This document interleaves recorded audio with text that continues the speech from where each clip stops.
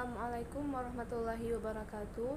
Perkenalkan, saya Eka Swajaya Putri, NPM 2084205015.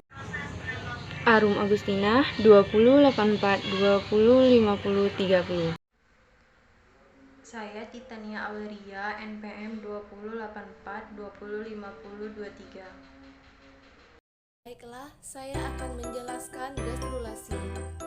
Gastrulasi yaitu proses di mana lapisan jaringan embrionik yang nantinya akan berkembang menjadi bagian tubuh orang dewasa.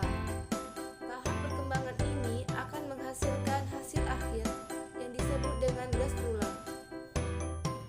Pada tahap gastrulasi ada 3 lapisan primer, ektoderm, mesoderm, dan endoderm, yang sudah terbentuk dan berdiferensiasi menjadi jenis jaringan yang berbeda-beda. Dalam prosesnya terjadi juga yang pertama, yaitu proliferasi, yang mana sistem mitosis berlangsung sehingga semakin banyak pula yang teriris dan terbagi. Yang kedua ada interaksi sel yang akan mencerminkan perubahan fungsi sel. Yang ketiga ada ekspresi gen. Yang keempat ada diferensiasi sel. Yang kelima ada migrasi, yaitu penempatan 3 lapisan embrional yang dipandu oleh himbroniting. Selanjutnya ada gambaran penampak embrio. Proses diferensiasi pada gastrula meliputi ektoderm, mesoderm, dan endoderm. Ektoderm akan berkembang menjadi epidermis, sistem saraf, dan juga sistem indera. Mesoderm juga membentuk jaringan ikat dan penghubung.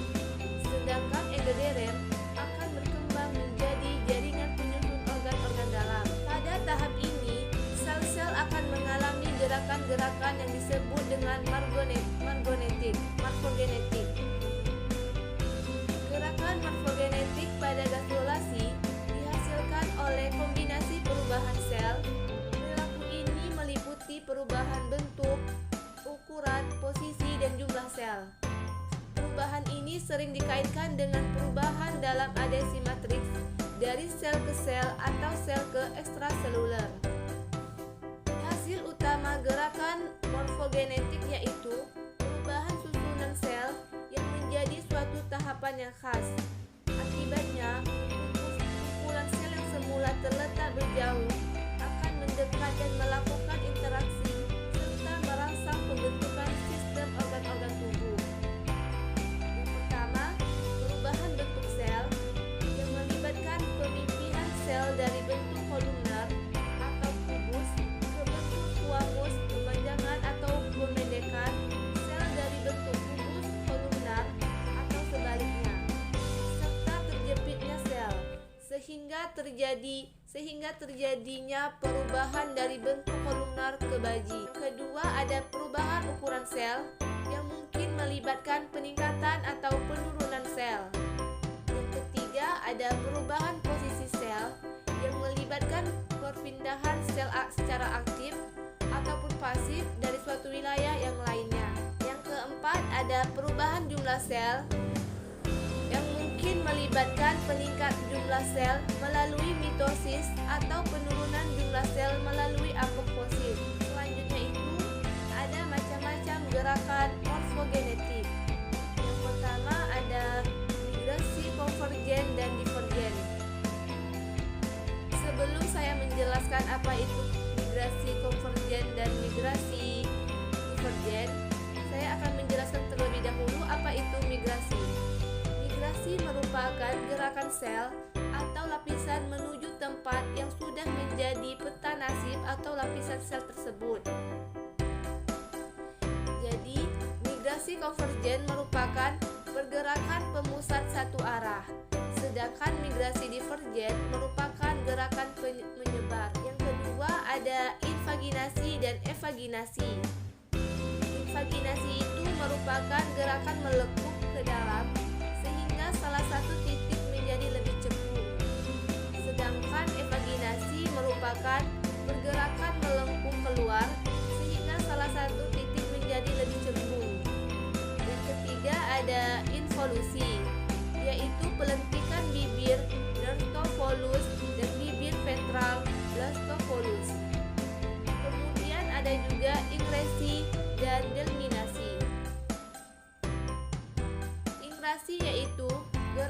lepasnya jaringan endoderm satu persatu sel ke dalam. Sedangkan delminasi yaitu lepasnya lapisan endoderm per lapisan ke dalam. Yang keempat yaitu delminasi. Memisahkan satu persatu sel untuk membentuk dua atau lebih lapisan baru dari follicle internal. Jadi jika pada integrasi terjadi secara individu atau satu persatu pada delminasi, endoderm terlepas dalam satu lapisan. Nah, contohnya delminasi adalah pembentukan hipoblast pada Anpheles dan mamalia. Yang kelima yaitu epiboli, adalah pergerakan atau migrasi mikromer ke batas makromer untuk mencapai lapisan dalam sel. Contohnya adalah pembentukan endoderm, bulu babi, tunicata, dan invaginasi. Invaginasi merupakan melekuknya sel ke arah dalam, persis seperti kita saat menusuk bola penis dengan jari. Contohnya, pergerakan tersebut terjadi pada endodermis pada bulu babi. Pada gambar kedua, terdapat endoderm mengalami invaginasi. Kedua, involusi merupakan lapisan luar dari sel yang bergerak ke dalam di kedua sistem internal. Pada tahap ini terjadi perlentikan pada bibir daun 11 Beltoporus dan bibir pangkal Beltoporus. Contohnya adalah gerak mesoderm pada amfibi. Yang ketiga, ingresi merupakan pergerakan permukaan sel individu atau satu persatu ke bagian dalam embrio secara terpisah. Contohnya pada gerak mesoderm pada bulu babi. Pada kutub animal, kemudian terjadi apiboli atau menjauhi kutub animal. Nah, penyebaran mikromer ini sampai ke mikromer yang jauhnya.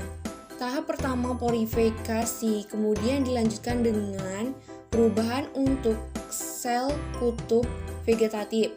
Pada kutub vegetatif ini, lapisan sel yang saat gastrulasi lanjut sudah mendatar akan mengalami venasi atau lekukan ke dalam, sehingga terbentuk lapisan sel di dalam yang disebut hipoblast dan sel-sel di luar disebut epiblast. Adanya pelekukan tersebut membentuk suatu rongga baru yang disebut dengan kratosom atau arsenteran. Itu bakal saluran pencernaan makanan. Lubang yang menghubungkan eteheterom dengan luar disebut dengan baksoporum. Setelah tahap pengenasi di kutub peketal dilanjutkan dengan volusi yang endoderm dan mesoderm berikutnya mengelusi pada mesoderm, pada bibir dorsal dan bibir lateral. Pada gastrula muda, lapisan sel melipat masih sedikit dan argetero masih dangkal. Pada gastrula lanjut sudah hipoblast, lebih banyak masuk, lalu organ erot juga lebih dalam, dan pada ujungnya itu melebihi sebagai mesoderm.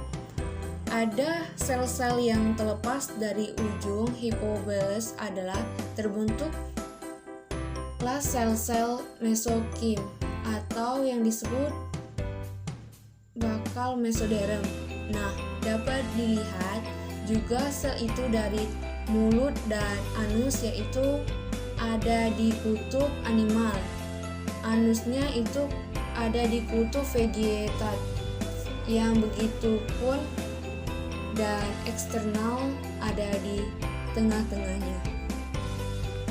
Nah, pada video itu kita ambil dari contoh bahwa salah satu adalah bulu babi atau yang biasa disebut dengan seal Anson. Kemudian kita juga memperlihatkan gambar dari proses gastrulasi muda dan gastrulasi lanjut pada binatang laut atau starfish. Yang kedua, proses gastrulasi pada amfibia. Gastrulasi pada katak yang merupakan pada amfibia ditandai dengan terbentuknya sobekan disebut dengan indikasi di bawah bidang ekuator. Di sanalah terjadi proses invaginasi sehingga terjadi migrasi ke lapisan sel ke bagian dalam. Mula-mula sel mulkamer dan melkomer akan terus membelah, tetapi milkomer lebih cepat membelah sehingga terjadilah gerakan epiboli. Suami kolomel terus membelah lebih cepat dari makromer. Akibat dari perbedaan kecepatan itulah terjadi indentansi, yaitu perbaikan pada daerah bulan sabit. Perobekan ini menyebabkan sel-sel makromer bermigrasi ke porgen ke dalam perobekan tersebut. Lalu sel-sel tersebut akan melakukan gerakan melentik berevaluasi dan vaginasi, arahnya membelok ke dalam. Selanjutnya, sel-sel akan bermigrasi divergen, menyebar sehingga mendesak keok dan bastolnya menjadi kecil. Fase terakhir gastula yaitu akan membentuk rongga baru yang disebut gastrosop atau asentron. Rongga ini terbentuk dengan mesoderm. Sebagian mesoderm tersebut ada yang akan berkembang menjadi notodorm karena yolk plak, sehingga dari yolk akan membentuk keluar epidermis yaitu yolk plak. Dan terdapat 3 lapisan embryonik, yaitu endoderm, lapisan pencernaan, pernapasan, dan mesoderm ini akan menjadi selekton, sirkulasi, sistem, dan sistem reproduksi. Dan kemudian ada ektoderm yang akan menjadi di kulit, organ, indera, dan sistem saraf. Jika digambarkan, beginilah kira-kira proses gastrulasi pada amfibi dengan contoh hewan yaitu katak. Yang ketiga, proses gastrulasi pada apes. Proses gastrulasi pada apes dimulai dengan adanya penebalan pada zona plesusida. Penebalan ini menyebabkan penebalan pada Hansen knot. Lalu dilanjutkan dengan diferensiasi yang menyebabkan terbentuknya primitive strip. Setelah adanya primitive strip, bagian mesoderm dan endoderm melakukan migrasi valgen ke arah primitive strip dan endoderm melakukan migrasi kompogen ke arah primitive strip. Setelah mencapai primitive strip, mesoderm, endoderm melakukan gerakan invaginasi atau melakukan ke dalam bagian primitive strip. Setelah itu, mereka melakukan gerakan infusi atau belantik pada primitif strip. Setelah melakukan infusi, mereka bergerak menjauh kembali dari primitif strip melakukan migrasi di verizon. Proses migrasi endoderm melalui proses gelaminasi yang artinya akan menjadi bagian endoderm, sedangkan mesoderm bermigrasi melalui proses ingresi dan menjadi bagian mesoderm. Apabila digambarkan proses pada apes sebagai berikut. Contoh hewan pada apes yaitu burung. Yang terakhir, proses gastrulasi pada mamalia. Gastrulasi pada mamalia merupakan kelanjutan dari tahap gastrula, di mana sel-sel intersel menjadi tahap grastosa berimigrasi dari aiso lainnya. Pembentukan hipoblast atau endoderm primitif. Hipoblarasi meninding dinding sel menjadi endoderm kantumyo. Sel-sel yang AIC lainnya disebut hepiblast. Di antara sel-sel hepiblast dibuat cara yang menyatukan menjadi rongga amnion dan membagi endoderm menjadi dua bagian, yaitu bagian entodor amnion dan epiblast embrio. Epiblast embrio dan hipoblast membentuk keping embrio. Selanjutnya dari epiblast embrio akan turunkan semua lapisan yang bergerak. Pembelahan meloblastik kemudian digantikan oleh pembentukan lahan hepoblastik, tetapi gastrulasi tetap berlangsung. Itulah mengapa langkah pertama gastrulasi pada mamalia adalah pembentukan cangkang embrionik berlapis ganda, sangat mirip dengan susunannya. Pada mamalia, proses gastrulasi terjadi dengan sangat sederhana. Tetapi di samping itu, proses yang terjadi yaitu adanya proses implementasi di mana zigot atau bakal embrio tertanam ke dalam dinding rahim. Berikut pertanyaan dari gastrulasi. Kesimpulan, tahap gastrulasi merupakan lanjut dari tahap blastulasi. Proses gastrulasi berbeda antara satu spesies dengan spesies lainnya.